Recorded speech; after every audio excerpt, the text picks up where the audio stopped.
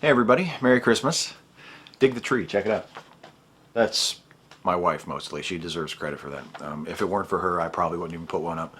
I love Christmas, but I would be without Ashley. I would probably be content to just sort of stand outside and enjoy watching other people enjoy it. But with her, I actually am compelled to participate, and it's nice. And we always have a nice Christmas, and that's our tree. I wasn't going to do like a special Christmas video after the 5 Stupid Things one that I did, but then I saw this column in the paper, the Herald-Mail, and I just wanted to say a few things about it because it's just the most ridiculous. It's the kind of tripe that they print, I guess, a lot around the holidays, and it just rotted my teeth and my brain to read it. And it was in the paper, December 22nd. And it's by Bill Kohler, who is a local, he's like a member of the staff. It's not a syndicated column. And it's under the headline, "Signs Say Count Your Blessings." And I believe it also was printed in the, I got this off the website. I believe it was also printed in the paper under the headline, "Have you got your Christmas sign yet?" So I'm going to read it, and I'll stop intermittently as I read it to comment. And let's all just have a good Christmas laugh at the expense of Bill Kohler, the poor guy. "I am a strong believer in fate, karma, and signs." So he's a bit pluralistic, I guess, in his religious beliefs. "I think we are put on this earth by a higher power for a reason. The beauty is the journey to figure out that reason." I'm not going to critique his sentence structure or his composition skills because we'll be here all fucking day. "Sometimes the journey is a bust. There's prison or an early death in a tragic accident or goals unfulfilled for whatever reason. But that failure affects others. People work at the prisons and make a good living for themselves and their families. Doctors and nurses treat the victims and help them get better, or sometimes they die. Some accidents motivate others to be more careful. Other busts inspire beautiful poetry, a touching song, or even a newspaper column that might make someone else happy." Well, okay, Bill. So I guess, suffering and these things that happen, according to you, under the eye of a watchful God, are okay because there are fringe benefits. I mean, sure, people commit crimes and go to prison, but then people get, crime is a job creator. So it's not so bad. "So, Kohler, you old windbag, what are you getting at?" Well, that's not exactly how I would have phrased it. "I believe God is very busy with this beautiful mess we call Earth." Aren't those sorts of sentiments just disgusting to you? "And he works in mysterious ways." Haven't heard that before. "He gives us signs and signals, hoping that we can work it out on our own." So that's what the creator of the universe, who has a purpose for all of our lives does. He gives us signs and signals and hopes we could figure it out on our own. "Signs can come in many different forms: birth, death, near misses, job changes, the end of relationships, friends drifting apart, a Garmin GPS, or Tim Tebow. In those, the strong and positive folks among us see them as new beginnings." You know the old saying, one door closes, another opens. Okay, so basically what he's saying is that everything can be a sign, which to me says this is complete gibberish and there's no such thing as signs.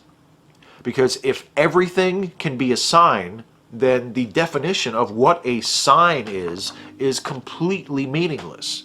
And there's no way of knowing whether what you are reacting to is actually a sign from God or if it's just your imagination. See, and if you can't tell the difference between those two, then it's completely meaningless. This is completely meaningless, stupid, idiotic gibberish, Bill fucking Kohler. "On Monday, I was cranky. Like Mr. Grinch kind of cranky. Like a bear with a sore behind kind of cranky. Like my fantasy football team lost by 10 lousy points in the playoffs kind of cranky." Oh, Bill, not that cranky, surely. "I was impatient and loud to my daughter, mean to a good friend, grumpy and sullen with my wife, impatient with my mother, and generally morose to people at the eye doctor, the gym, and work." You had a busy day that day, Bill. "I was as cuddly as a cactus." Are we still on this? Okay, we get it. You were in a bad mood. I was feeling sorry for myself and felt like the world owed me a favor. Also, you were becoming a member of Occupy Wall Street.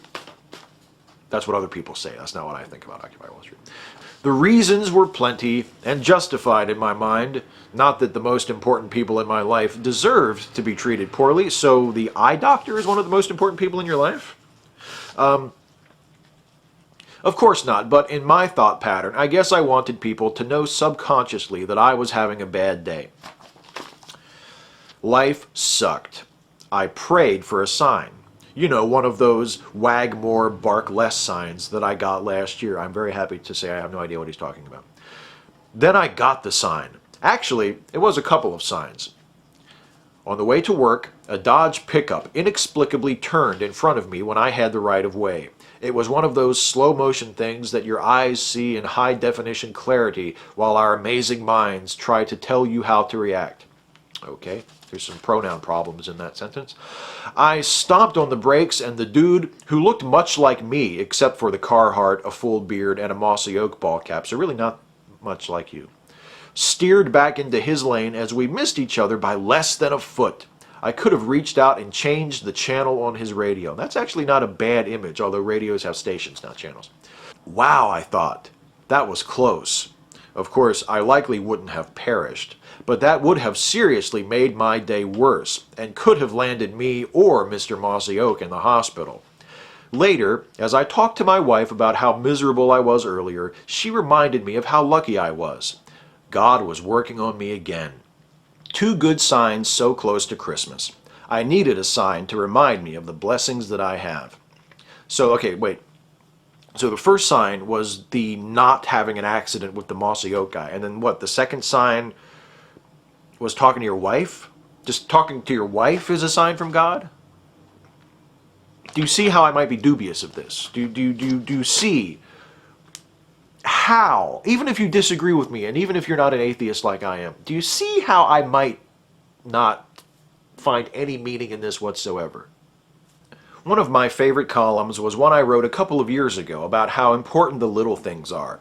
From little girls asking their dads to eat lunch with them at school, to a simple thank you between coworkers and opening the door for someone at the post office. As I reflected while writing this, I thought of all the things I had to be thankful for, and all the positive signs that have come my way in 2011. Positive signs that have come his way in 2000. Apparently, we're just inundated with signs every moment we're conscious. So it's really not that unusual. It's not really remarkable that you've had a lot of good signs come your way in 2011. I mean, after all, everything can be a sign. It's not that way for everyone. Yes, it is. And I felt ashamed of my Grinch-like behavior Monday. I thought of all the people alone for the holidays, those who are sick or unemployed or working on Christmas, like me. Kind of, you sort of undercut yourself there, Bill. You shouldn't leave the like me parenthetical out next time. Or who have lost a loved one recently. I hope they get their sign, whether it's this Christmas or sometime early next year. Well, I mean, all they have to do is just pay attention, right? I mean, they just look out the window and they see a blue car drive by. Oh, that's a good sign. Most of us are extremely fortunate to have so many good things in our lives. I've always been a glass half full kind of guy, you don't say.